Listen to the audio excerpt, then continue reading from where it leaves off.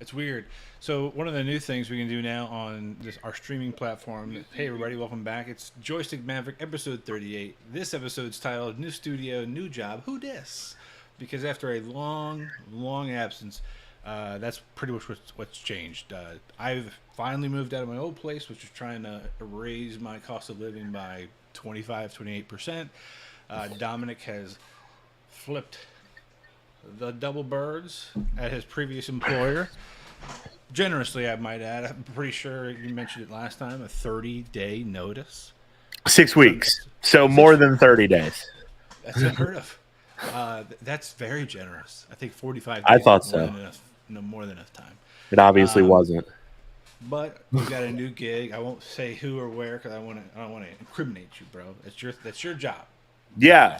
No, I work for a media company, which is what I've always wanted to do.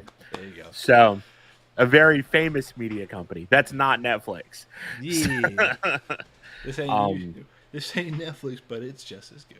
Yeah. That's awesome, man. I'm wicked proud of you. Obviously, that's a huge triumph. This is now where art reflects reality. It's so freaking. It's awesome. insane. Stoked. It's crazy how much your life changes when you take out something that's very toxic to your lifestyle, and you replace it with something that's not. And you're like, oh shit! It's like getting rid of a bad girlfriend. Yes, I think that's a great comparison because, not only does it take up time, it sucks away energy. It's an energy vampire, but not as fun as Colin Robinson from What We Do in the Shadows, right? Like it's very much different, but it still sucks. And so I'm glad you're out of there. I'm glad I'm out of my old place in my new place. Yeah, I can now have separation between life as far as you're not recording in your kitchen / pantry / office / living room / baby storage room. I'm looking at books. I'm looking at ring lights, and behind me is the first cover of Superman and Batman. The way life should be. Even beyond that is a living room, and that's fine. Instead of, you're right, my pantry / kitchen / air conditioning unit / everything. So I'm super glad about that. This week's episode, I just want to bring it off the top. We're going to be doing a little bit of discussion like this. And then just talking about, hey, once again, our show, we were doing it once a week, and we got really episodic into it. Now we're just trying to get it together whenever we feel like there's enough content to talk about. And not really feel like we're just repeating the news. Obviously, since we got together, a bunch of things have come out. Stranger Things 4, Thor: Love and Thunder, Miss Marvel. Ms. Marvel. I mean, it has been insane. I think even all of Obi-Wan came out. Yeah, so we haven't even touched base on any of that. But we're not going to really hit too much of that. We're just going to probably pepper in. The next couple little interesting things are around some Star Wars content, a video game coming out. It's based on a Marvel character. We're gonna give a call out to everybody's favorite guy to hate, the richest man in the world, Elon Musk. We're gonna go really weird with it and talk about Saudi Arabia and The Line. Thor: Love and Thunder, just a little bit of probably our own Love and Thunder. Back to that Love and Thunder, and then we're just gonna dive into San Diego Comic-Con, which once again, my invitation got lost in the mail. As per usual, it's just Wife like and I are going next year. We're gonna make it a concerted effort to go next year. After I might have to crash that party. I might have to be just in the trunk. Just swing by my house. I'll jump in. You just all good. We got enough room in the car. Perfect, because I definitely want to go. The problem is, San Diego Comic-Con to me is just like the Masters. You try every year to get a little lucky, and every year you get denied. Same thing with New York Comic-Cons and things like that, or PAX East and things like that. So it is what it is. But that's kind of our general show this episode. What I'd like to start doing, and I goofed on it this time, I wanted to actually start this episode back doing, was actually playing our intro once I'm done giving this.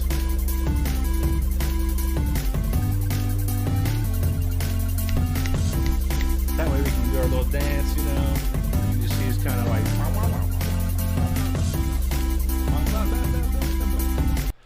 So that'll be fun. And then I'll do an outro towards the end once we're wrapping everything up and let everybody know the show's coming to an end. What would be really cool?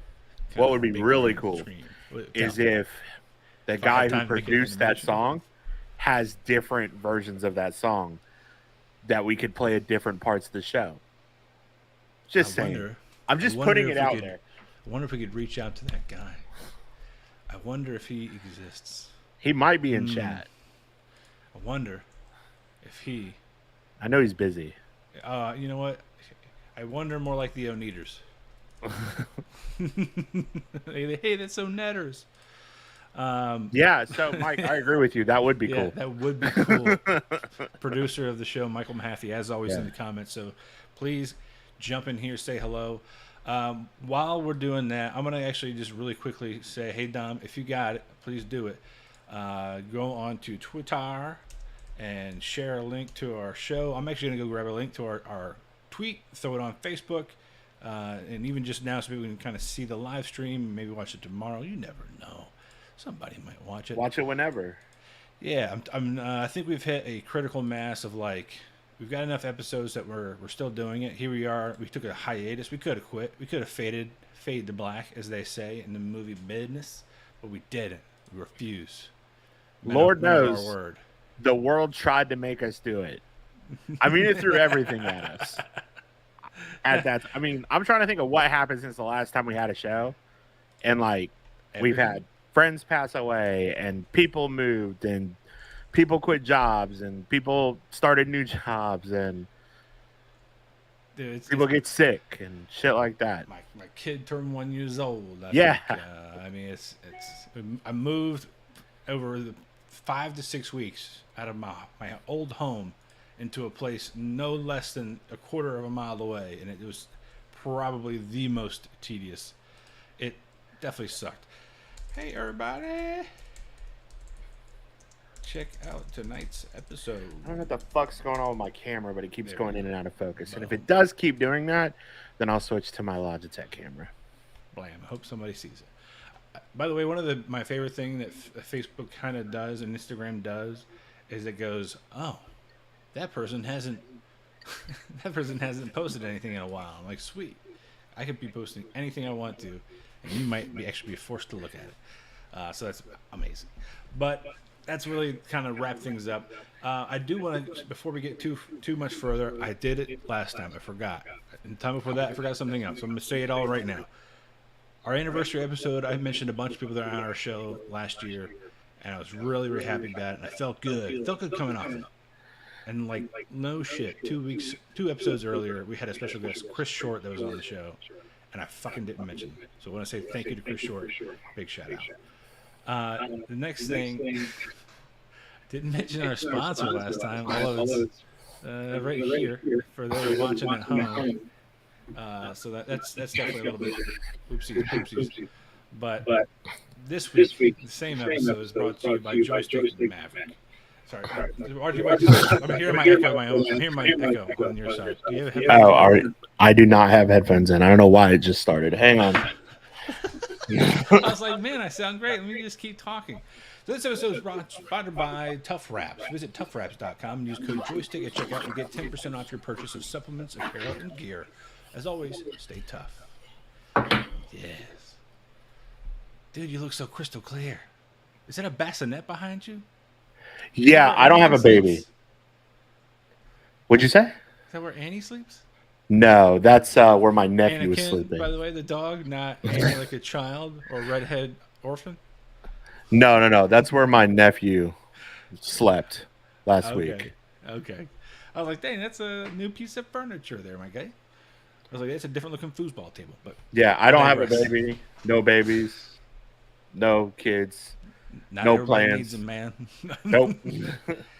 I look more tired than I did last year. I want to go to Comic-Con. Yes, Comic-Con. Yeah, exactly. I got to ask permission. But on top of that, let's roll into some interesting tidbits, some little things of the week or this past several months that I think we should kind of pepper on. The first one being a tweet came out that announced that Star Wars Knights of the Old Republic has been delayed indefinitely. Jason Schreier, whatever. Schreier? Is that how you spell Schreier? Yeah. It says it's delayed indefinitely. Bloomberg has learned that evidently developer Asper has abruptly fired 2 directors this month and told staff that the project is on pause as it tries to figure out what comes next. That's not great. That game's never coming out now. I don't think. I think that game's done, which is upsetting because it looks really cool. It's definitely toast. I think, once you kind of have a big indefinitely delayed, that's just getting scrapped. I mean, money being sunk in as it is. They had a really cool cinematic intro to it, I guess, and that'll just be the last thing we see about it. But it was fun while it lasted. Also, we heard that Black Panther is getting its own open world game. How about that? It's a single player. It's set to receive the same kind of treatment as Star Wars Jedi Fallen Order. That's wild. To me, that's probably the most exciting game that I hope does not just get kicked in the shins like Knights of the Old Republic just did. Probably having those topics back to back might not have been great for delivery. You don't really have the gusto going into it. You're like, oh shit. Well, it said that the Black Panther game was kind of inspired by the success of Jedi Fallen Order. So I mean, if we get a Black Panther game set in Wakanda or kind of traveling between Wakanda and places like Madripoor, New York City, London, all of that. That would be fucking sick. What I don't want to happen for this is that gets the Avengers treatment where it's touted as a live service game and then completely forgotten about and not supported after launch, which is unfortunate because the Avengers gameplay loop is great. It's very similar to shit that I play and I want to play it. It's just, it ain't doing much for me. Shit. Well, I hope it doesn't. I hope it gets a little bit more. Well, I mean, honestly, what else could you ask for? You could ask for, say, the beginning of the Black Panther as a whole. You know what I'm saying? You could really think about how the tribes of Wakanda, interplay together, and maybe some discord there. That would be sick. Just learning about the history and background of that region. It's as we will mention later, it is one of the most powerful countries in the world, and their queen has lost everything. But yeah, I mean, I think it could be an interesting game. I'd love to even just see the mechanics and play of it. But the storyline can be anywhere. It could be set, present, future, past. I'm sure everybody will want to play it. Next up, right behind that is definitely something I thought was hilarious. We've been calling it. A shout out to friend of the show, Sam Burson, who has taken it upon himself MuskWatch. to be MuskWatch, to be the guy who watches out for Elon Musk. He's constantly keeping an eye on what's going on with him. But now I gotta pull up his rant that was so great the other day because it's just worth discussing. We were asking about hey, what's going on with Elon Musk? This dude's crazy. And let me see. If you find it before me, you feel free to start quoting him, but because it was wild. Friend of the show, Sam Burson, who never wants to work at Tesla or Solar City or dude, he went on a mini rant. Here it is. He said, "Yeah, dogs." He said, "We said, hey man, how's it going? Where you at?" He said, "Yeah, dogs." Between that and his dad banging Elon's stepsister, and then his dad saying he wants to donate his seed to create more Elons, and the Twitter deal, and then the shirtless photos of him where he looks like a cartoon holding his breath. That cartoon also had the saturation cranked to max. Things have been busy. So he's been a busy guy, and I appreciate that. But I also appreciate that he keeps up with Elon and all the little conspiracies. Of course, the latest one being that he says, "My latest conspiracy theory involves Mark Zuckerberg as a failed sentient AI that narked on that Google AI engineer who was actually trying to tell us about Musk as another failed AI."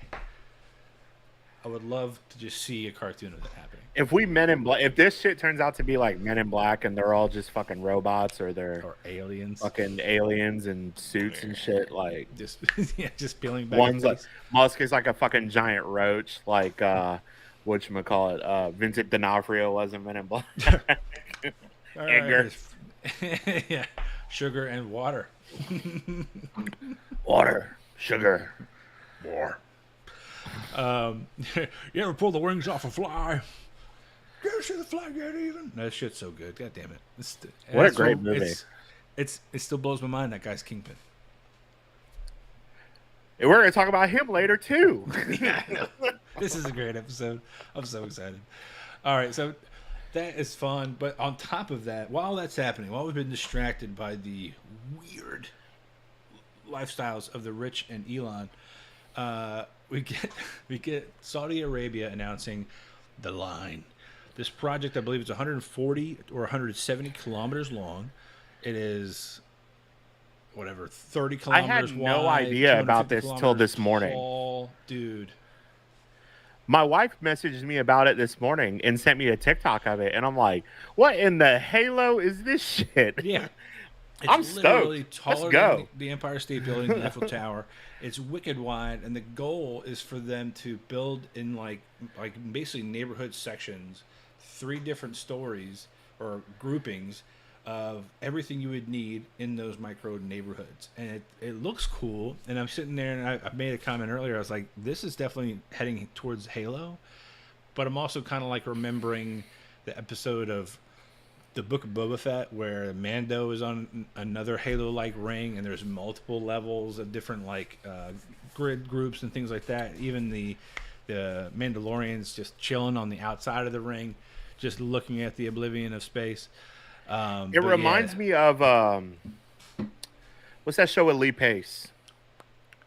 Yes. The show that just came out. The Foundation. It reminds me of that. Yes. Like the different levels where the poor people are going to be on the bottom. Yeah. Like we know that's going to happen. It's going to be very caste based. I'm going to let you know. Especially in Saudi Arabia. Michelle called out the Foundation, and she did call out the poorer people on the lower levels. And I was sitting there going and her first sentence was like, I mean, what's to keep the rich people on the top from just chucking out cheeseburgers all the way down to that lower level? People just walking to school, just getting pancaked by a pizza just because somebody thought it'd be funny. Or like a empty bottle of champagne just taking out the pores. Like, yeah, that shit's wild. Yeah. I mean, and in their promo, they've got these hovering drones and whatever. I'm like, maybe this is the future where like these drones can snatch those champagne bottles out of the air and just like pick up shit off the side of the sidewalk. Maybe there's no animals allowed except for the poor people. You know what I mean? Like, who knows? Who knows the kind of society they're trying to build? And I'm sitting there going, but you know what? This is genius. If they know already, I agree that the zombies are coming. Right, it's very wall-like. The tide is rolling in, and that the flood is coming. If they already know that, then they're building for that inevitability. Yeah, where they're just going to be the sole surviving civilization. Which is. But I mean, they use all the buzzwords. Like, I mean, 100% renewable energy sounds great. Yeah. You can walk everywhere. Sounds great. Everywhere else is powered by drones and like automatic lifts and all that shit. It all sounds really great. It's in Dubai. From one end to the other end in 20 minutes via SkyTrain or whatever they called it. Yeah, I mean, it's cool. Which is surprising that the world, we have people that are looking at planning at doing this when the United States can't even wear fucking masks on plane or let women have abortions. But I mean, we're never gonna build that. We don't even have trains. Listen, the minute we go try to build something like that, they say, oh, it's going to have a reflective glass wall. You know how many kids are going to be showing up around that wall with rocks just to see if they could put a dent in it? Man, it reminds me of Always Sunny, where every Christmas they would throw rocks at the train as it passed by. Yeah. Mm-hmm. I'm just imagining a fistful of people doing that every single day. Like, oh, it's there. It's 5:30. Let's go for a walk to the wall, kids. All right. $50 to the first one who chips it. But that is an interesting point, is like, if they did it in the United States and the way that it's separated is by economics, like the poorest people that are on the bottom and the richest people up top, things might get done differently here. What if you reversed it? Rich people on the bottom. Poor people on top. As a rich person, if I were on the bottom, if I was a rich person, I would be more inclined to help the people on the top so that, what's that other movie? The Platform? where the food lowers down each platform, whatever doesn't get eaten goes to the next level. Yeah, I mean, I feel like that should be. I would love to see one neighborhood just go fuck it and flip it. You know, that'd be great.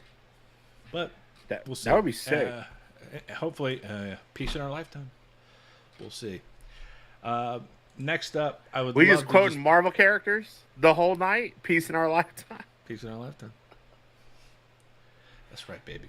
Ultron. I'm the Lizard King, that bitch. Motherfucker. There are no strings. What a great trailer that was. The Ultron trailer for what turned out to be the weakest Avenger movie. By the dickhead motherfucking director, right? Fuck you, Joss Whedon. Which is interesting is he came up yesterday because I sent Mike a panel from Joss Whedon's Astonishing X-Men, which is one of the best runs of X-Men. I mean, it's incredibly well written. For as much of a piece of shit that Joss Whedon is, he did write good comic books. And there's a panel in X-Men, Astonishing X-Men, where a Rogue Sentinel is like attacking the Xavier Institute. And like Wolverine's trying to fight it and shit, and like everybody's trying to fight it, and they're all getting their ass whooped. And like Cyclops and Wolverine had been going at it for like the last 3 issues before that, because Cyclops is sleeping with Emma Frost after Jean Grey died. That's right. And Wolverine's like, "You don't actually love her," blah blah blah. And I'm like, "Dude, get out of your feelings, Logan. We get it. Like we get it. You liked her." But Scott takes off his mask. And it's like, he like does the Gran Torino fucking Clint Eastwood. He's like, I want you off my lawn. And just fucking, the next panel's just red. it blows him into the like basement wall, right? Just completely incinerates him. I think I remember that. God, Wolverine goes, every now and again, Summers, I know why you're in charge. So good. Speaking of which, more Marvel. Love and Thunder. What'd you think? Personally, I enjoyed the shit out of it. I thought it was a very fun movie. I thought it was fun. I thought it was very tongue-in-cheek. I loved the addition of the actual actors' kids in particular roles, right? I think... And I never really read the entire run of Mighty Thor. So I know that Jane Foster had cancer. I know that every time she would, Thor up, that all that cancer treatment would just be nullified, so that cancer would be back. I can't remember if she died in the comics and then came back to life afterwards. So I'm interested to see how that plays out. And I do like that we're continuing down this line of like these heaven places are just other realms and they do exist, right? So like we've already got, what's her name? Hela. She literally lived in hell. That place physically exists. She just walked right out of it. Helheim, Valhalla really existed. The afterlife in Moon Knight. Yeah, so like exactly the afterlife in Moon Knight. So like these places exist and they are almost transient. There is a way to get, obviously an easy way to get into any one of those, but there is possible ways of getting out. So I'm interested to see like, how those play out and how they get mingled into the lexicon of this MCU as it stands. I think, and that was like my biggest issue with everything in Phase 4.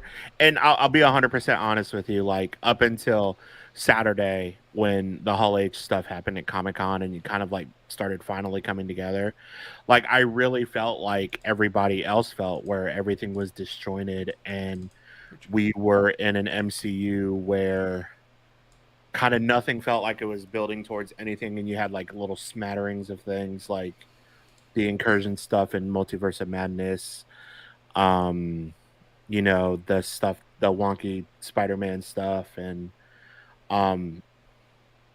but what I really liked about Thor Love and Thunder was I really, really enjoyed Christian Bale's performance as Gore. I also love the fact that Taika Waititi just does whatever the fuck he wants. Listen to him in interviews. He's just like, yeah, I just do whatever I want. I don't I don't listen to anybody. I just make what I want to make, and I absolutely respect that. No, you're right. I think it was one of the interviews. She's like, I just don't care. Like Jojo Rabbit, I didn't have plans of playing Hitler, but look at me. I'm a brown supermodel, and I couldn't think of anything that would make him hate things more. Like his whole thing about Blackbeard was fucking hilarious. Where he's like, I watched something about Blackbeard. He sounded like Stephen Merchant. I tried to talk like that. I was like, nah, fuck it. It's just too hard. So I played him as myself. He nailed that accent. He did. Right. He did. He went right up to it and did really kind of nailed it. Like, that was so good. And he's like, nah. So, fuck it. I'll just play him as a Kiwi. And I think my favorite little bit about this movie was they were revealing it to an audience. It was him, Tessa Thompson, and Natalie Portman, and somebody in the crowd was like, "How gay is this movie?" And he looked over at Natalie. He was like, "Natalie, you want to tell him?" And she's like, "Really gay?" He was like, "Super gay," and then went on. That was the best. That's I would love to touch on that topic. How like people got all butthurt, man, bent out of shape because people were gay, or not gay enough. Like right. That is the thing. Like it's like you can't please anybody. It's like he doesn't like the fact that how the Rock's procreate is all the Rocks are men. So like there's no right, but there's like a plot hole because he had a mother in Thor Ragnarok. But and then like Valkyrie didn't get enough screen time to where she was finding her queen or whatever. And I mean, I get it. Like, I mean, I get that was early marketing for this movie, was that this story was going to be about Valkyrie finding someone and all of that. But, I think that COVID had things pivot. I think that, I think this is the last hurrah for Natalie Portman. I don't think she's coming back. I don't think she wanted to come back anyway. And I think she came back just because of Taika Waititi. I think that was what she said. Yeah. So I don't I'm see getting her. A lot of that from a lot of actors that he is just so magnetic. I mean, right. Christian Bale even admitted it. Like he's like, I don't even know what a Marvel Cinematic Universe is, and I'm like, all right, cool. Like, I mean, that's cool. Yeah, I think one of his act like you want to be here, bud. It was like I literally finished rapping for a film where I was forced to lose all this weight, and I looked at a picture of Gore, the God Butcher, and he was jacked. He's like, there's no way I'm gonna be able to do this, and there's no way I'm wearing a G-string. And Taika was like, we don't have to. Nah, we'll just play it how you look. Again, it's Taika fashion. He could have just been done shooting fucking that movie where he played the vice president, where he was like, he put on like 60 or 70 pounds of fat. And Taika Waititi been like, yeah, fuck it, we'll just play it how he is. What was it called, Cheney or some shit? Yeah, he just Vice. It was called Vice. Yeah, Vice, it was about Dick Cheney. Like he just play it like fucking that, dude. And that's great. Yeah. Like I love that about that. And I mean, I don't give a shit about Russell Crowe as Zeus, but it gives us Brett Goldstein as Hercules, which I fucking love Brett Goldstein. So I could not find a reason to hate that accent that he did. It was so good. His Greek accent was pretty good. So good. I was like, I'm sure this is offending so many people right now, but it's so good. Yeah. And then, of course, I saw, I don't know if I'm sure you saw the same thing I did. Brett Goldstein evidently was like, "Hey, Mom, you gotta go back and watch Thor 1100." Typical Brett Goldstein fashion. Because she didn't watch the end. He's like, "You gotta go see it again," and she's like, "Okay." He's like, "You gotta stay after the credits, though." And she's like, "All right." And she goes, "Oh, cool. Russell Crowe's in it again. I love him." And he's like, "Look at the fucking screen." And she's texting because he doesn't say anything. He's just Roy Kent. Yeah. It's funny is that that happened with Pedro Pascal and Oscar Isaac with Into the Spider-Verse, because Pedro Pascal went to go see the movie and he's like texting Oscar Isaac at the end of the movie. He's like, "Are you in this movie? Like, you told me you were in this movie." Oh, and he plays Miguel O'Hara, 2099, and he's in the end credits scene. That's right. He's like, yeah. What? Oh, I love that. Great. Shit. But yeah, I liked Thor: Love and Thunder for what it was. just miss it entirely. Yeah. But yeah, no, it was, I did like the other gods, the introduction. I love the basic reference to Jesus, which was hilarious to me. Yeah, that It was pretty damn funny. The god of carpenters is over there. You're like, what? Oh, okay. And then we got to see the rock god and all his iron throne of scissors. Who was also played by Taika Waititi. Really? Yeah. On an on a throne of scissors, because rock beats scissors. So Yeah. I mean, and then I didn't even see it in the film, and I was looking for it. I did not see the goddess from Black Panther. What was her name? Bastet or Bast, Bastet or she was sitting in front of Natalie Portman or Valkyrie and Mighty Thor. So she was really foreground. Then I definitely would have lost it. I would have lost it. Yeah. But no, that whole film was fun. Yeah, I thought it was fun. I thought it was a good time. I'm glad that and we'll get into the Hall H Marvel stuff, but I'm glad that we're ending Phase 4 with Black Panther 2, and that we have that, and I have a lot to say about that from the 2-minute trailer that came out. Yes, sir. Yes, sir. All right, so let's do this one more time. This episode, once again, brought to you by Tough Wraps. Use code joystick at checkout, and you'll get 10% off your purchase. Doesn't matter what you buy. There were some actually pretty fire shirts around July 4th I really wanted. I'm not going to lie to you. And there's a couple of different shirts where they do what we've done with our background of our show here is the same image. It's just laid over 3 different ways in 3 different colors, so it gives this kind of blurry effect. I saw somebody, I'm not going to point out if somebody stole my little design tweaks, but it was the same exact thing, but it was too far apart to make it look blurry, so it's just like 3 different. It was weird. A little weird. A little borrowing. Suspect. You sponsor our show, and then I see it later. But anyway, no, it's fine. Great sponsor. Happy to have him. I can't wait to pull up with our guy, AJ McCullough, soon and reconnect and get some more deals. Hopefully we can get a better discount for you out there. Maybe give away some free stuff. And that should be pretty dope. Our main topic tonight is San Diego Comic-Con, right, Dom? I mean, it was a whole damn weekend, holy shit, dude. I mean, we had stuff come out Thursday till Sunday. And then Sunday still. Like, where do you want to kick it off? You want to kick it off with like some of the smaller things that were shown, and then we can dive into like Lord of the Rings of Power had a panel. Yes. They showed a new trailer. That shit looks fucking amazing. I don't give a shit that there are black elves and black dwarves and the fucking dwarf women don't have fucking beards. Like, I don't give a shit. It looks awesome. So that's a great spot. That's one I left off the list, not on purpose. And the other one was, of course, the new Game of Thrones. The House of the Dragon also looks very cool. There's like 19 dragons in it. Yeah. It looks amazing. I'm curious around how in this first season they're going to be doing the timing reference, because obviously the Queen. It takes place all during times. Yeah, like So there's a TikToker. Her name's Cat Lady JJ, and she's like Eastern European. She reminds me of a coworker that you, me and Mike used to have. That was a manager for us from Serbia.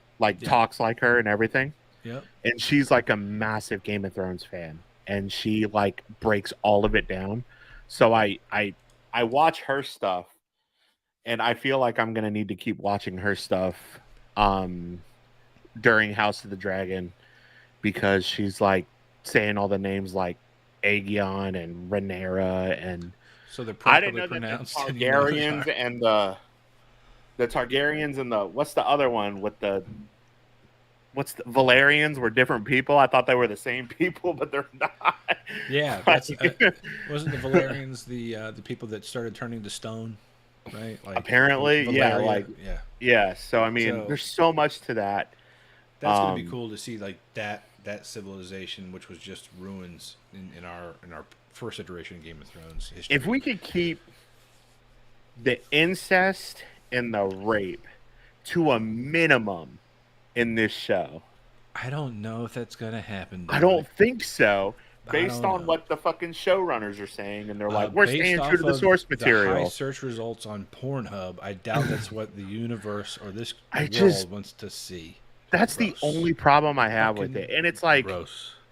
the hyper violence is one thing because that's what's turned me off to the boys, and that's also something that came out while we were away. Yeah, Yes. left that off the list, didn't I? Jesus. Yeah, the whole season 3 of the boys is just like I can't get behind the hyper violence of it, and I'm just like, Anthony Starr doesn't do anything for me. Every video of Anthony Starr, he looks like an asshole. He's just plotting the murder of whoever's speaking. And it's usually Jack Quaid. I was watching the clip where it was all the girls on the show, and he's just sitting on the balcony, like staring off into oblivion. He just looks upset. Or whenever he's not being spoken to, you could see him clenching his teeth. I'm like, dude, you've got it. Whatever drugs you're on or not, chill out. And no one forgot that you beat the shit out of a fucking bartender in Ibiza, Spain. Like, you're an asshole. So aggressive with social media too. Like, I hadn't heard anything from him in his account because I was curious if he was going to start chirping it once the season came out, and he was full on pretending like he did not just straight up Homelander in real life somebody. And I'm sitting there going like, dude, you're not reading the room. Yeah. Like, read the fucking room, dude. Like, this is the point where you're like, I apologize. I get lost in this character. My actions, whatever. Like, crazy. And there's a lot that I like about the show. I love Jack Quaid. I love the guy who plays Mother's Milk. I love fucking what's his name? Frenchie. Carl Urban, Frenchie. I love them. Like, it's the fucking 7. Like, I fucking hate A-Train. I hate the Deep. And everything that's going on with him and the fucking sex shit with the octopus and him eating the octopus and like, dude, none of that. Like, that shit is fucking weird. And what's his name? His name is like Chance something. Chase something. Yeah, that guy evidently had to have his penis digitally smaller, like made smaller because it made people feel uncomfortable. His bulge in his suit. Yeah, and like posters and shit. I'm like, good for you, dude. Yeah, good for you. Chase Crawford, I think is his name. Yeah, Chase Crawford. I'm sitting there like, what was the rapper that just had like a straight up underwear shot? It was like he had a rope tied around his waist because his wang was so huge. I really hope right now the half is like, ooh, I know who that is, and throws their name out. The actor who plays Mother's Milk is going to be She-Hulk. I thought the chick who played in that show Orphan something was She-Hulk. Tatiana something. Is he going to be in She-Hulk? I think it's in. Yeah. Mike's been drinking. It's okay. Not going to be. The Orphan Black is the main actress. Orphan Black. And She-Hulk. But I'm that curious just got what he means. But something just got announced with Orphan Black too. And then Jensen, to be in She-Hulk. Then Jensen Ackles. I love all the interviews with him. Like having to, he thought he had to bulk up. So that was the best. It's like just pad the suit, dude. All those movies, like Anthony Starr's like, why didn't you just ask him to put muscles on your suit? And of course he's like, ugh. But I guess like when they did the fitting, he was like, all right, so you're gonna put muscles, you know? And I guess the designer was like, you're gonna bring me muscles in April. And he's like, okay. Just starts hitting it ham. I'm like, that's awesome. See, I love that level of dedication, and I love that him and Eric Kripke got to get back together for another season. Something. I like Jensen Ackles, and I would like to see Jensen Ackles in more things. And I'm super pleased with Robert Singer. That character, Robert Singer, coming back again. So in the Supernatural, it was Bobby. That's right. Yeah. He's like running for senator or some shit. Yeah, and it's all based off of the co-creator of Supernatural, who's also named Robert Singer, is why they named that character that, and now they're doing it again. It's like every time they just want to poke that guy a little bit because they're still bugs. Like they bring him in and they rename him. I like that a lot. Yeah. I did go to Kova, so you ain't wrong. Mike's been drinking. He went to Commonwealth. I think that's what Kova is. I think Commonwealth VA. I get it.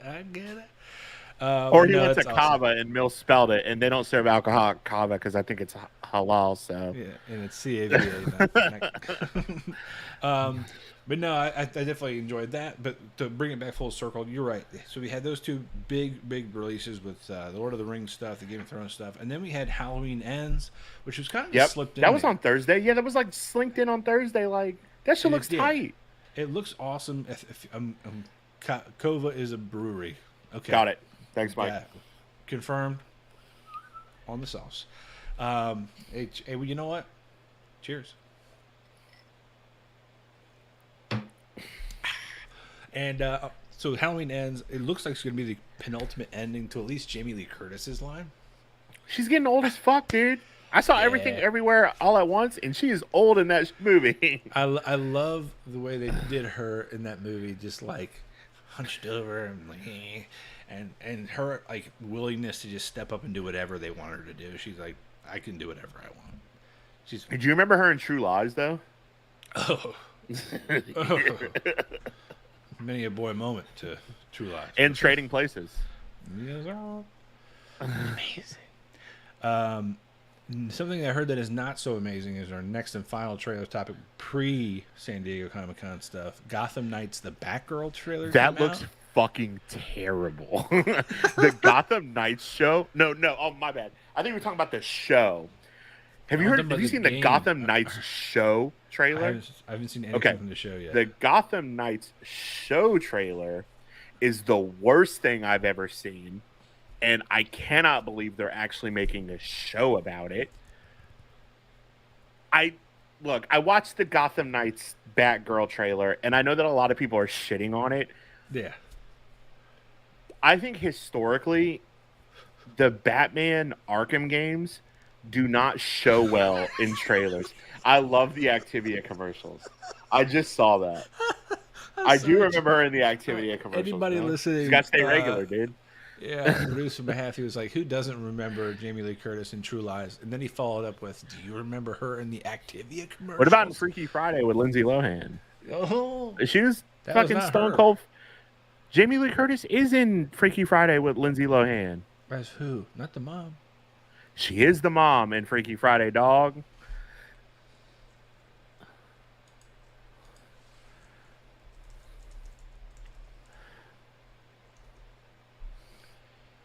Freaky Friday.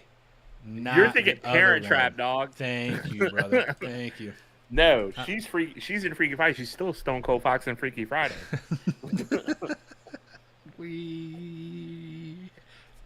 Okay, the rest of people our age have a type. Unattainable woman. That's right. It's Jamie Lee Curtis. Yeah, in all of her shapes and forms. But yeah, Gotham Knight. I think it was you. I'm happy. New podcast announcement. Jamie Lee Curtis corner. I'm down with that. Yeah, we'll just chart her career from Halloween all the way up to everything, everywhere, all at once. And not once we'll ever mention her being a hermaphrodite. Not once. We won't mention it. That's rude. We're woke.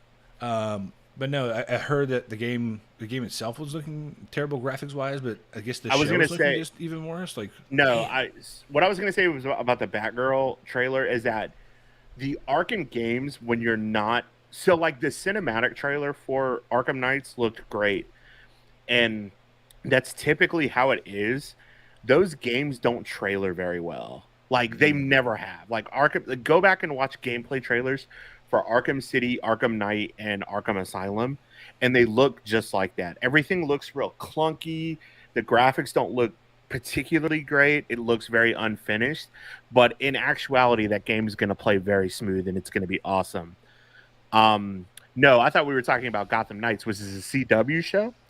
I did not know they're coming out with this. Oh man, this is bad. I think that the daughter of the Joker is in it.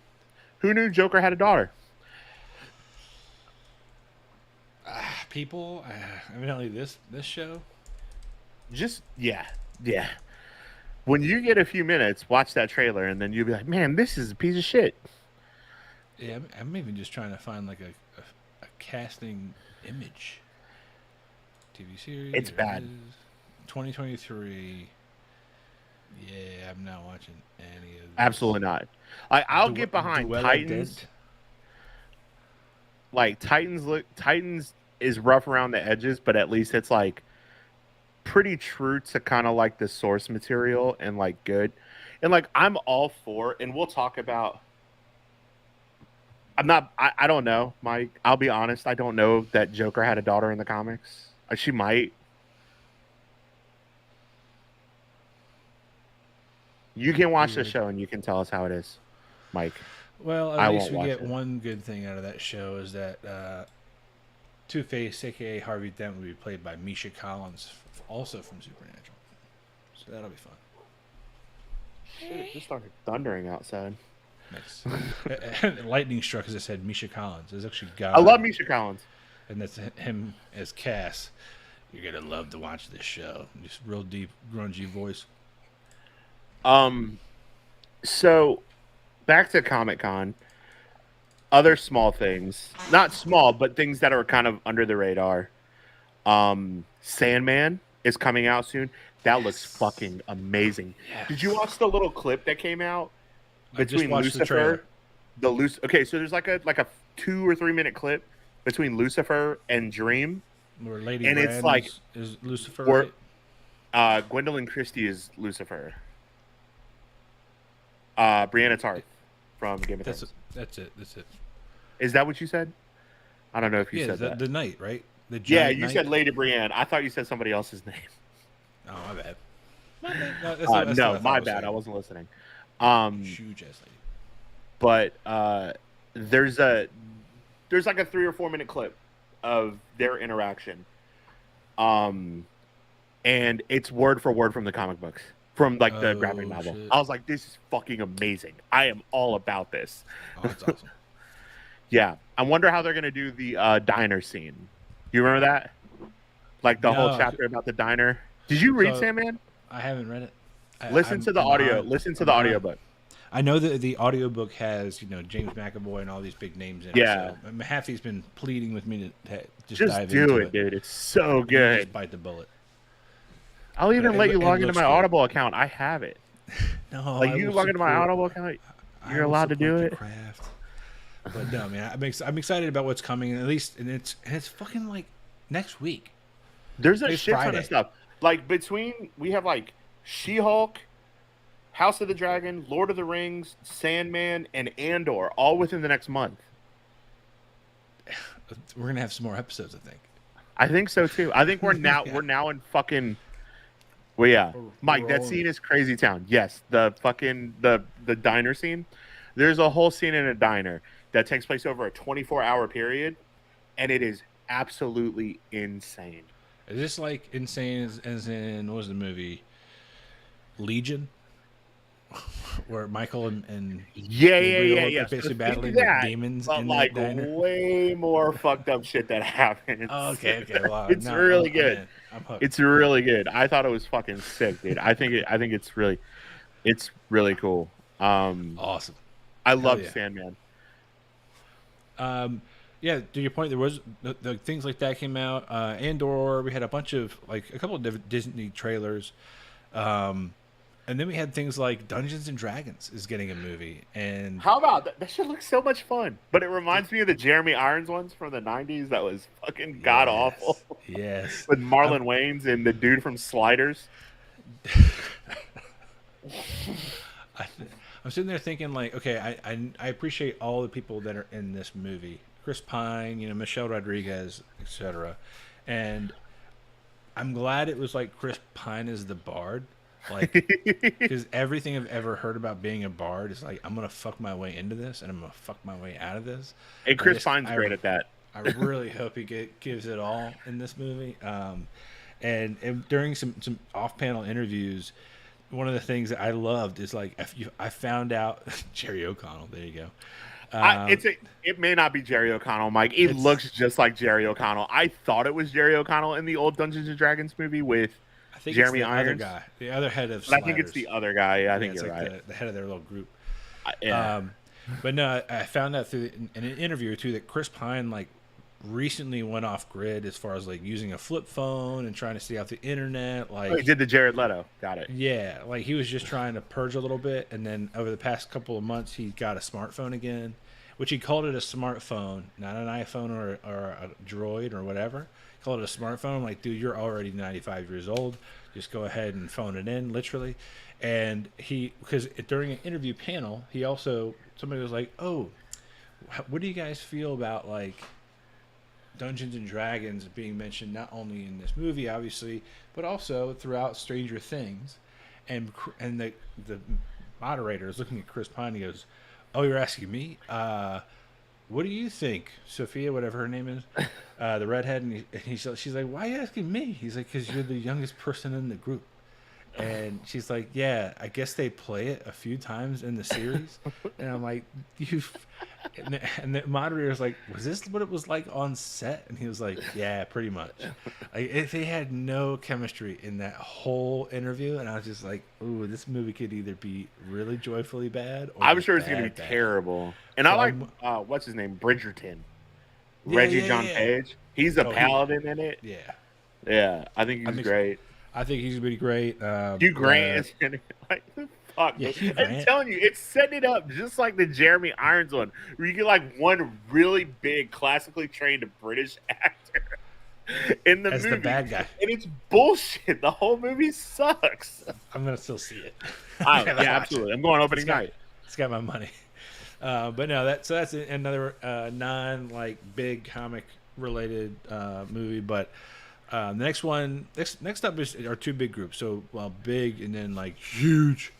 So we got DC, right? We got Shazam: Fury of the Gods, which kind of had a really less impactful opening than I thought we were gonna get. Right? It starts out real like self-deprecating with Billy Batson as Zachary Levi as Shazam, or as Captain Marvel, technically, right? Basically saying how much he doesn't deserve his powers and it's all a mistake and that kind of thing. And I'm glad it really turned up pretty quickly with all the gods that the kids possess their powers, basically being pissed off about it, trying to come back for him. Like, yo, dude, what the fuck? And then, of course, Helen Mirren sitting across from Zachary Levi, and Zachary Levi making a Fast and Furious reference, which is Helen fantastic. Mirren is fucking in meta as shit. I'm sitting there going, that's funny. Like by myself in a room, like, oh, that's great. You can really see Dragons with Michelle Rodriguez. Like it's like you can really feel how fucking scrambling Warner Brothers and DC is doing right now. Like, yes, you can. Hall H was only two things. It was Shazam: Fury of the Gods and Black Adam. Did they even talk about Super Pets? They didn't talk about Super Pets. They didn't talk about Supergirl. They didn't talk about Flash. They didn't talk about Aquaman. They didn't talk about any of that because Ezra Miller's tearing his way through the world as a fucking terrorist, and Amber Heard's a piece of shit. So, like, two of their largest properties are completely marred by this. People are boycotting the movies, all that stuff.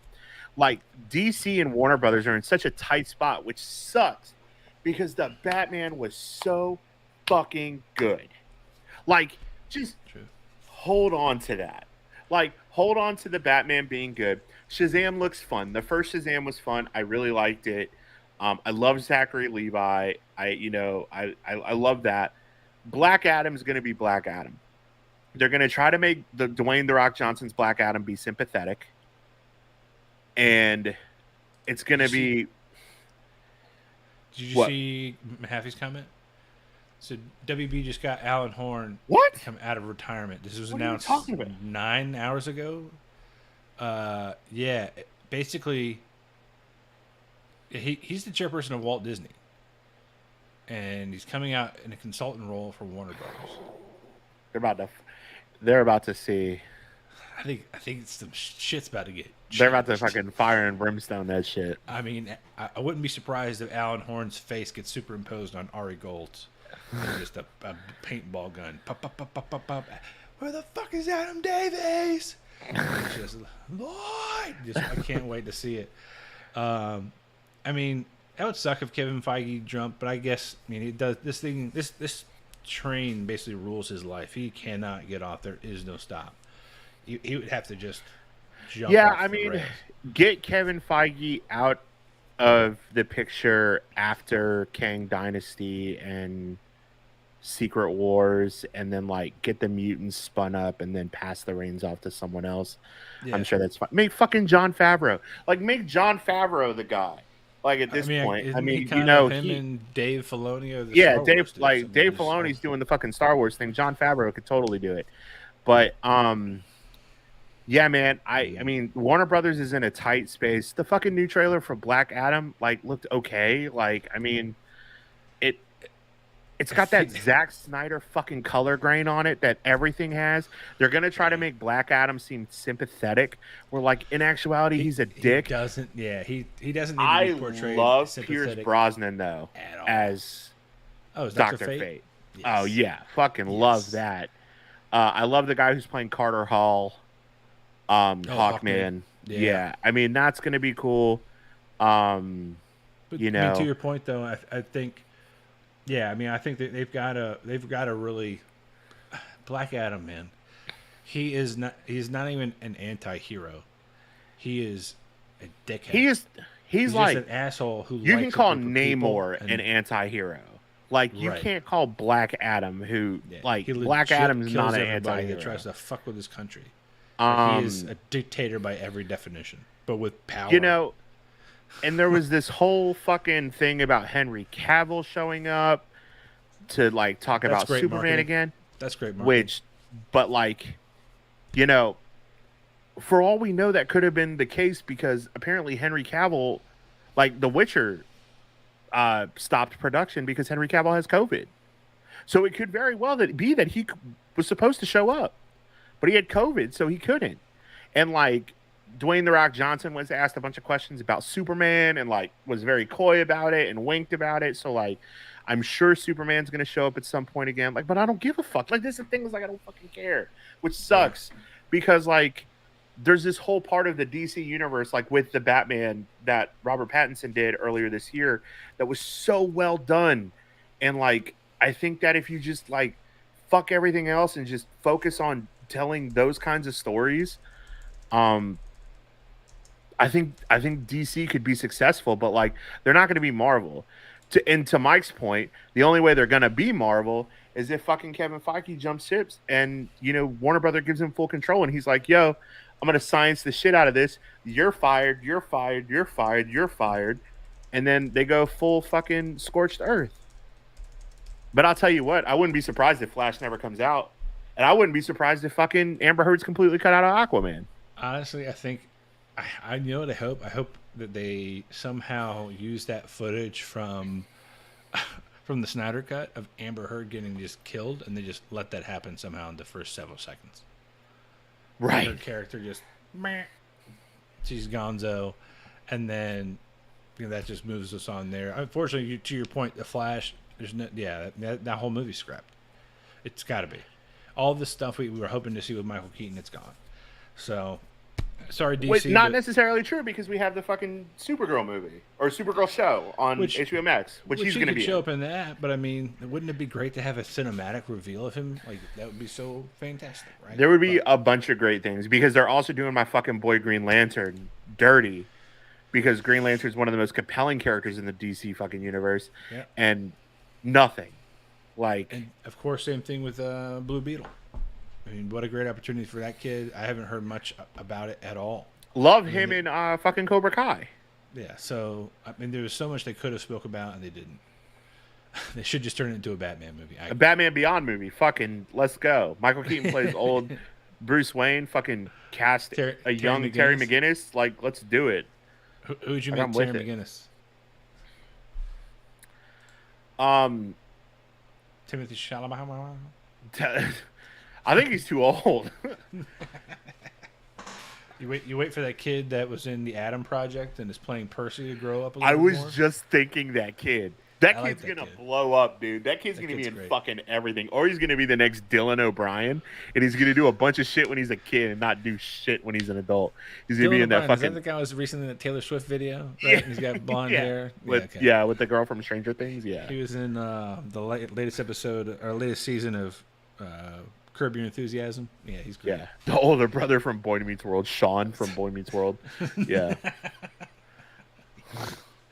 All right, so moving on to the Marvel panel, which is way, way better, just because of the emotional compromisation that I think it caused in Hall H, and then in turn around the world with the trailers they did release. First one that I guess came out was Ant-Man and the Wasp Quantumania, where they revealed, basically Kang is in that movie. Supposedly, that's what the word on the streets is. Word on them streets. Well, they announced Kang already. Yeah, but I guess I didn't announced... know he was going to be introduced that early in that film. So like that would be his entry point. But that's pretty awesome. You've been asking the question, where are we going with this fucking thing for a while, and now it's He Who Remains is now going to be fully introduced. That dude, what's his name? Matthews? God damn it, Jonathan Matters. One of the majors. Thank you, Jonathan Majors. That dude's jacked. He's fucking huge. Speaking of also huge, fucking Will Poulter's huge. It's Adam Warlock. Yes. Fucking busting out of his sweater vest. I'm sitting there going like, this is pulling the old Bobby Kotick. Sweater vest with the polo. But no, that's definitely going to be awesome. I think the trailer wasn't released. There's a bunch of leaks out there. I've tried to avoid every single one of them. Yeah. The only, like I said, the only thing, and I talked about it earlier, the only thing I heard, like I read a transcript of what the script is, like what the trailer script of the trailer is, and it's like Kang is doing a bunch of voiceover, and then it's like Scott talking, and then like Cassie's talking, and then like at the end of the trailer, like, in typical Paul Rudd fashion, Paul Rudd's like, "You made a big mistake, bro. I'm an Avenger," and fucking Kang walks up and he's like, "You're an Avenger, huh? Have I killed you before?" And like, yeah, I mean, Kang is like the big bad. And I'll be quite honest, like I don't know shit about Kang. I bought an iPad today because I don't have one, so that I can do like a shit ton of comic book reading. It's literally the new. So I bought an iPad today and picked it up, and I already read like 15 issues of New Avengers. So like I'm like completely in it right now because I want to read Infinity and then Secret Wars. Did you go big or small? I went 11-inch Pro. There you go. It's right in the middle. Yeah, so like I want 11-inch Pro. But no, to your point, even today I was sitting there going like, I need to read Namor. I really need to get into the origin of that character, at least in the latest iteration, so I can kind of know maybe where they're going. But now I gotta watch the new read the New Avengers again, because that's what starts off the Secret Wars, right? So like the Hickman run of New Avengers is dark as fuck, and it's really good. That's what I'm reading right now, and I love it. But yeah, Quantumania, I think it's going to be cool. They also showed, next up was Guardians of the Galaxy, I think. Yeah. Or was it Secret Wars? It was not Secret Invasion. I think it might have been Secret Invasion and then Guardians. That's right. Secret Invasion had a trailer, and again, that wasn't released. Talokan. We're going to talk about it, Mike. I know. I'm super excited about it. I'm gonna gush about Black Panther and Namor here in a few minutes, but so Secret Invasion, obviously, that is more about the Skrull. The Skrull, and we know that Nick Fury hasn't been on planet for a while. We just don't know how long. We know that the Skrull have been around on Earth, cloned as other people. So we don't know how big that invasion is. So that should be an entirely terrifying, scary movie. I mean, it seems like it's going to be a spy film from everything I've read. And when you're a spy, you can literally shift into anybody else. That makes being a normal human spy that much more difficult. However, again, I don't really know too much detail, but everybody that has been on the internet has said, "Hey, yeah, she's what's her name? Oh, good grief! I can see her face." Robin from... Yeah, it's like all I'll ever know that lady is Robin. Colby Smulders. That's it, Colby Smulders. She starts off in the trailer, and then somebody gets off basically walks into her in her area, and it's Nick Fury explaining he's been off planet for years now. So that makes that lets you know, hey, guess what? He might know who Spider-Man is, because he wasn't on Earth during that spell. So that might still be true. But after that trailer, we rolled, I think it was She-Hulk It was up next. She-Hulk looks so fucking good, dude. It looks awesome. It looks so girl boss fucking shit good. all fucking day, and I'm all about it. Like, and the Bruce Banner interactions and him being like, if you want to go back to your normal life, that's cool. And her like breaking the fourth wall.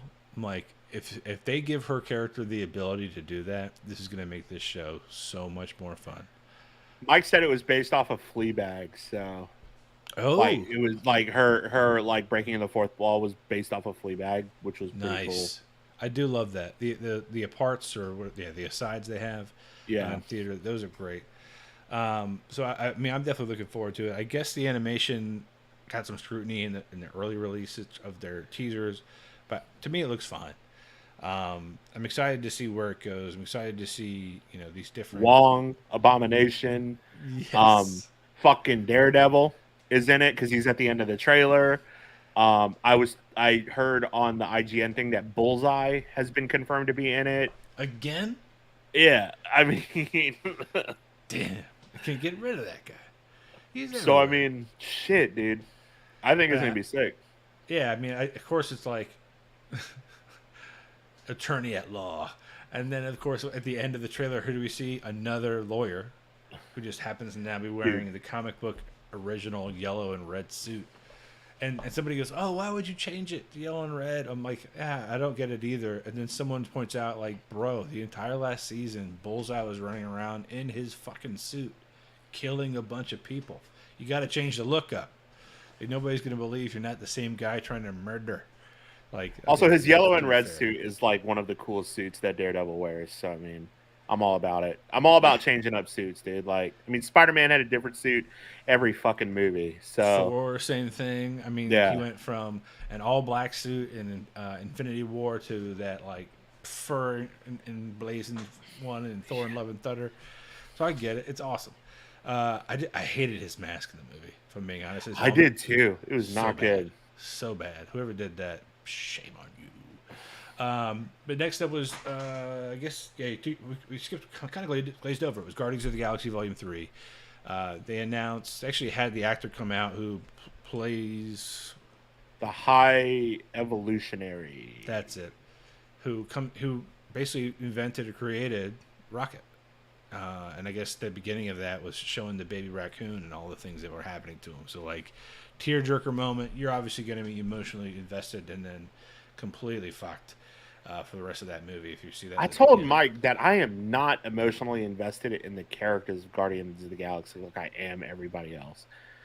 I don't know why. Like, I really like those movies. I loved the first one. I really enjoyed the second one. I think that they all have great chemistry, but everybody's like, man, I think Drax is going to die. I'm like, I don't fucking care if Drax dies. But, like, I'm really excited to see the High Evolutionary. Apparently, a glimpse of Adam Warlock was shown in the trailer, which, like what we said, Will Poulter's fucking jacked, huge, bro. Like, enormous. Oh, that's right. Ooh. Rocket looks like Mike's dog, which is why.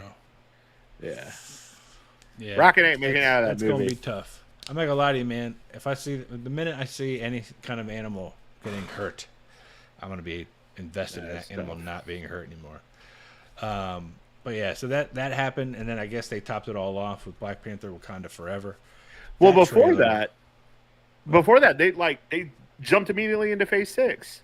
They were just like, "Hey, we're going to talk about Phase 6." Oh, Fantastic Four was Kang Dynasty and Avengers: Secret War, which everybody thought the Russo brothers was directing Secret Wars because they said they wanted to, but they're not. And the director of Shang-Chi is directing Kang Dynasty, which I am real excited about. So you gotta hope that Shang-Chi's in there, right? So apparently Kevin Feige is announcing 10 projects at D23 in September, which would probably be Phase 6. Which is probably Phase 6. All of Hollywood, or well, really all of Georgia, because that's where they film. And Shang-Chi is rumored to be one of them. The whole Mike told me, and sent me a bunch of stuff about the whole Fox deal, that they can't recast any of the X-Men until 25. I saw that. That's So wild. Which makes total sense now. Why are we getting these particular actors to play like Quicksilver or Patrick Stewart as Professor X? right. Interesting. So yeah. So they, I mean, and the one thing before we get into Black Panther is they announced Captain America: New World Order. They announced where Sam Wilson's playing Cap. They announced an 18 episode Daredevil show, which is fucking looks sick. Yeah, I mean, I Yeah. love that he doubled down on it. 18 episodes. 18 episodes. Yes, give it to me. Daredevil Born Again. They announced Blade, Mahershala Ali's Blade, is coming out next year in November. Yeah, starting filming in October, which is dope, right? Which is dope. Halloween. Let's go. So we got Mahershala Ali's Blade. And then the other one that they announced, they showed like Agatha Coven is coming out, Echo's coming out, Thunderbolts, Quantumania, the Marvels, and then the last, like the thing that ends Phase 5 is the Thunderbolts, which is sick. I'm actually super excited about Loki season 2. That too, yeah. Which is coming. So I mean, and that's next year. So like we have so much coming in the next 18 months to 24 months. I mean, and I appreciate this too, is that they're out front saying it's a Disney Plus offering versus it's just Marvel Studios, right? So it's like one is only going to be in theaters and then released later, and the other one is only going to be on Disney Plus. There is no simultaneous release anymore. Sorry, Black Widow. They learned their lesson, I think, and she made them fucking learn it. ScarJo did a good job for everybody else. And I think that there are certain franchises that really lend itself well to the Disney Plus format. I think Miss Marvel being introduced in the show, the way that she was a great way to introduce that character. I think Ironheart will play well because Riri Williams is going to be in Black Panther. I think that Daredevil has shown that it plays very well as a TV show. And Echo in the same vein because you have Daredevil in that. But things like Captain America, things like the Guardians of the Galaxy, things like Ant-Man, where you have these kind of isolated things. I honestly think Blade would probably play well on a TV show as well. I think it would too. Like same level as Moon Knight. Still quality of product, but also apparently in the She-Hulk trailer, there is a poster of Johnny Blaze. Shut up. So, yeah, there's apparently a poster of Johnny Blaze in the trailer, which is fucking crazy. I mean, they've been setting up Marvel Knights for a hot minute. It's the same thing with Thunderbolts. Like the one thing that you can say about Phase 4 is that they're setting up the fucking Thunderbolts. Falcon and the Winter Soldier introduced U.S. Agent and Valentina. The end of Black Widow had Valentina recruit Yelena Belova. Abominations in the show. She-Hulk. So I mean, they're setting up that team, and a lot of people want Marvel Knights, which or Midnight Suns. There's a lot of people that think Johnny Blaze is going to be played by Norman Reedus. I don't think Norman Reedus is. Some people are winking at Ryan Gosling. Ryan Gosling said he wants to play Johnny Blaze, or wants to be in the Marvel universe. Like to me, that'd be awesome. And granted, we had in Marvel's Agents of S.H.I.E.L.D., what's his name, Rios, who was playing Robbie Reyes. Robbie Reyes. Yeah. His version of Ghost Rider in the car. That car is so sick. Versus a motorcycle, but I can't wait, man. Yeah, man. I mean, they're setting up some really cool stuff. I'm really excited about. Like, I'm really excited about the Thunderbolts. I mean, Venom is a Thunderbolt. Venom is a pretty big Thunderbolt. The end of Spider-Man: No Way Home left, or Venom left the symbiote in. The end of Spider-Man: No Way Home, the end credit scene left the symbiote in the Earth Prime, Earth 616, whatever Feige wants to call it. Left a piece of the symbiote in there, hanging out at the bar with Danny Reyes from Ted Lasso. Football is life, and then he's Venom. So awesome.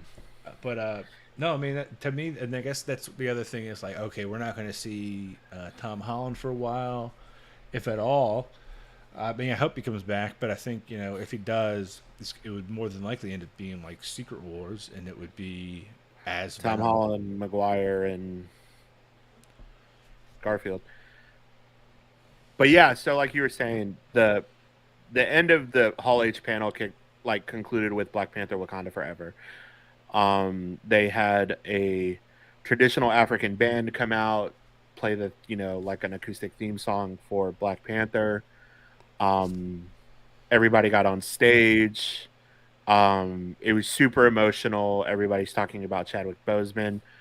And I think that, and I said this from the beginning, my hope is that the movie opens with a funeral for T'Challa.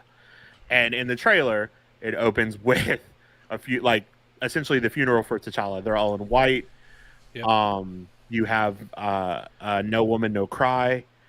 Like a kind of a cover of that, who's covered by, I can't remember. I think Thames is the name of the artist that covers it. She's Nigerian. And that trailer hit so many different fucking things for me. I loved Chadwick Boseman as Black Panther. I think there was a lot of uncertainty around this movie, especially everything that was going on with Letitia Wright, and the vaccination stuff and the COVID stuff. So there was a lot of uncertainty about how this movie was going to play out. And if the movie is anything like the 2-minute trailer that we saw, this movie's going to fucking blow it out of the water. I mean, I've said that there's been a lightness to the MCU for the last phase. I mean, everything seemed to be very funny. Thor Love and Thunder was very comical. Even Doctor Strange and the Multiverse of Madness, where there was some serious notes behind it, was also still a lot of peppered in comedy. Loki had that. Moon Knight for a lot of that had that. The only other serious one that really kind of was serious through and through was Black Widow, and Eternals. And but this movie, you get the T'Challa's dead. We don't know why he's dead. We don't know what happened.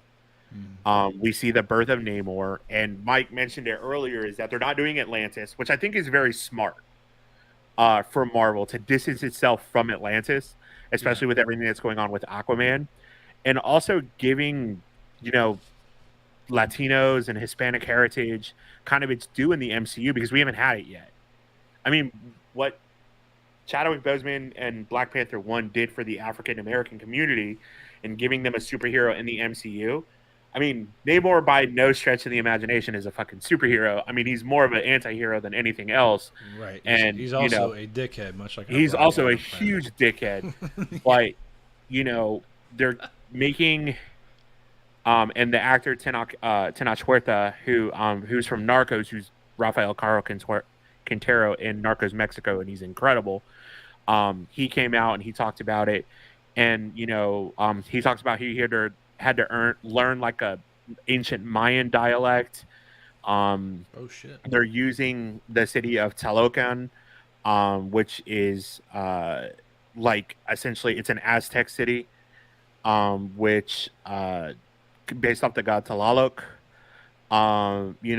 and we finally get that representation. I mean, Tenoch Huerta is not your normal. He's not what you normally see for Hispanic actors inside of a movie. He's dark skinned and, right. He's very Hispanic looking. I mean, even in The Heights, which was this love letter to, the Dominican Republic, and everybody was very fair skinned. That was a big thing about the movie. There were no Afro Latinos. Like, it's about as Mexican as you get with the guy that's playing Namor. It looks awesome. And he looks fucking sick, dude. He looks so fucking cool. So fucking dope. I mean, I love all the ornaments. It's all Aztec ornamentation. I love that they even kept true to the wings on his feet when he's born. Yeah. Like, That shit was fire, and the transition between him as a little kid and then him standing up as a man in the same exact spot in that trailer, I was like, "Oh, that was a good transition. That shit was dope." He's gonna be like, sick, dude. And I'm reading New Avengers right now, because I'm trying to get into Secret Wars, and there's this fucking blood feud, because like there's this blood feud between Namor and T'Challa in New Avengers, and like it takes place after like Atlantis flooded Wakanda, which looks like it's gonna happen in the movie. Yeah, we saw the throne room, and like basically, you know, all of that happens. So it's like I'm seeing this happen in the comic books, and like there's a scene in like earlier in the comics where like because Shuri's the queen of Wakanda in the comic book, and T'Challa's the king of the Necropolis, which is like the Valley of the Dead in Wakanda. And like I'm curious Namor comes in, and Namor comes in, and he's like, "Hey, I'm gonna, you know, I want peace." And T'Challa's like, "I'll go to Shuri, but you know, she ain't gonna be about it. Like, you killed a lot of us." And he goes to Shuri, and Shuri's like, "Absolutely not." And then like T'Challa calls Namor back, and it's kind of like that. You know, I'm gonna call you back so that you're not there to defend your city. And then like Wakanda attacks Atlantis and like kills everybody.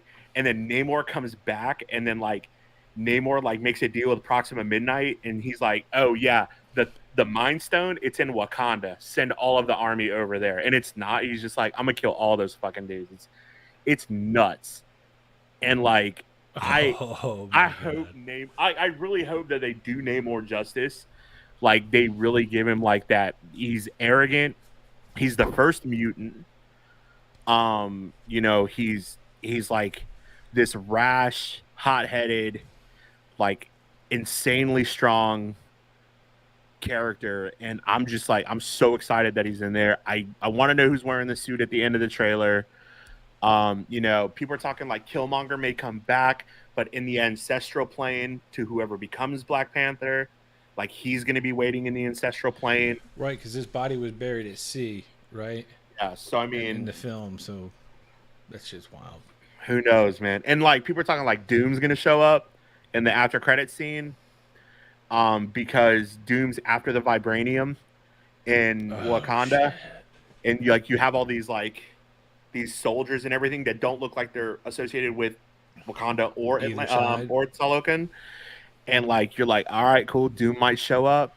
I mean, because they got to Von Doom dropped and like Moon Knight and on the side of the packaging and stuff like that. So like because you have to start introducing these characters now, because like their timeline is super aggressive. Like my guess is Kang Dynasty might come out in 25, but I'm guessing that Secret Wars isn't coming out until 26 at least. Unless those movies it'll get be pushed within out a 12-month period. Yeah, it'll be a 12-month period. But my guess is that movie, it's going to be split just like Endgame and Infinity War was, and they may even change the names. Because I mean, you remember when Infinity War was initially announced, it was Infinity War 1 and 2. It wasn't Infinity War and Endgame. Right. But this looks sick, dude. The switch up to Kendrick Lamar. Like I'm going to see Kendrick Lamar on Tuesday. So smooth. I'm so smooth.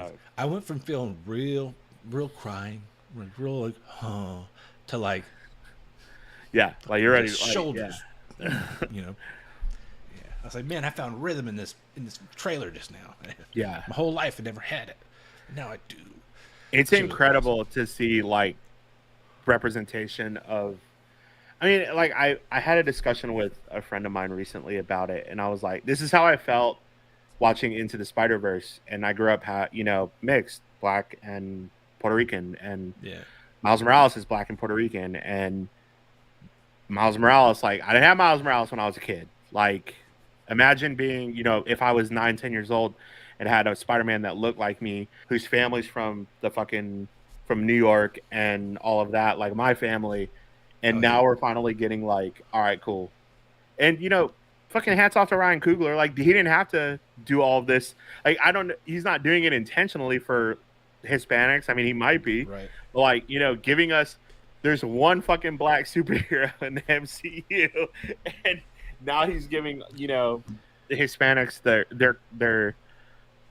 they're kind of like moment in the MCU right now, which is I won't tell sick. Cap you said that, but that's cool. Cap. Oh, that's right. Falcon. Falcon's black. And honestly, like fucking Bucky Barnes might be black too. You don't know, dude. Falcon and the Winter Soldier. He was at the cookout. He was macking on. He was macking on Falcon's sister.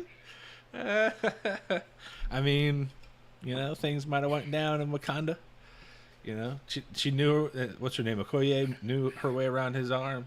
You know, Mike said, "What if it's Bucky in the Black Panther suit?" I was like, "The black community will lose its fucking mind. You cannot put Sebastian Stan in that fucking suit." I would just love to see him show up. And I would love to do some work. Yeah, just do some work out of respect for T'Challa. I'll just be there. You know, yeah, that would make total fucking sense. Absolutely. But wild. I mean, what a panel! To be excited about. What a panel! I mean, right. And I'm sure we glossed over so many things. All the animation stuff coming out, right? Marvel I Am Zombies, Groot, X-Men 97, What If Season 2. I mean, there's so much that we haven't even really dusted on when it comes to the animation side of things, and that's another friendly reminder for anybody that watches this. Just because you're an adult doesn't mean you can't watch cartoons. I watch Bluey on Disney Plus with my daughter every single morning. That shit's great. But no, so I mean, even the I Am Groot stuff, that was cute as hell. He farts, a leaf comes out, he saves an entire little community. I'm excited to see, you know, I heard there's more coming out with that. It reminds me a lot of like this Toy Story shorts. So once like Toy Story 4 dropped, they did a bunch of shorts that were inside the timeline of progression from that movie, before, after, it didn't matter. It's just they've been doing these little shorts for forever. And I think it's a great way to continue like these little cute storylines that pull in the younger crowd as they continue to grow older, right? I mean, it's definitely a great thing. But man, again, we didn't even touch on all this. We touched by mentioning them in name, all the things that came out, but we didn't talk about, you know, the Obi-Wans and the Stranger Things, and I mean, it's been a big break. We can talk about The Bear, which isn't comic book related, but is the best TV show that I've seen in a fucking ever. Bro. All right, so I am not by any means a cook. I have waited tables, so I'm aware of culture inside of a restaurant, and I'm an avid YouTube student of the culinary arts. I will watch everything that I can that seems kind of entertaining for me to learn from, binging with Babish to even Guys Grocery Games. I will watch those shows. I will learn from these cooks, and the attention to detail, the mise en place, the calling everybody chef, and even Ben Stiller tweeting that episode 7 was the perfect episode because of its pace, its chaoticness, and everything like that. The guy who plays Richie, who is in The Punisher, who is also in that show. What a great little reunion they had outside of The Punisher. He's in something else too that's coming out, and I don't remember what it is. His name is Eben, Ebon. It's the same name as my father-in-law, R.I.P. So that was like but Ben Stiller tweeted about it, and Eben retweeted it. He was like, "Cousin," and I was like, "Yeah, let's go." It's so name dropping Alinea and Grant Achatz, who I'm not a chef either, but I've studied all of that. I've followed, Grant Achatz's career, Thomas Keller's career, who all of them they talk about. He's like reading from the French Laundry's cookbook, which is, kind of like one of the most famous, restaurants, and it's heavily implied that he worked with, Thomas Keller in that show. Joel McHale being Joe McHale, that dickhead for like 5 minutes. So good. Molly Ringwald's in the show, which is fucking insane. Like, fucking Maddie Matheson. Playing just like a handyman. the dude from fucking The West Wing. What's his name? He's also an X-Men. Oliver Platt. Yes, the heavier set guy. He's like, I loaned your brother $300,000. Yeah, he's fucking great. Love him, and how he they give all the kids Xanax, and he's like, all right, he's like, I don't hate it. Great show, dude. Great show. I can gush about So that show. good. Yeah. He's like, "Is this Ecto Cooler?" Like, I was like, "Yes, high C." What a call out. Yeah, so good. Yeah. But no, that whole We- shit. yeah. You left the pre-order setting on. I was like, I have been in that moment. When you start using new software and you don't know what you're doing 100% and it completely fucks everything. That's half of our episodes have been like that. So, man, what a good show. But yeah, not comic book related, not games. That was definitely a Maverick, if anything, in our topic list. But so good. I'm hoping for a season 2. But hell yeah, Top man. Gun Maverick. I know, yeah. Yet another thing we haven't talked about, or Jurassic Dominion. Which is a piece of shit, but I thought it was enjoyable. So.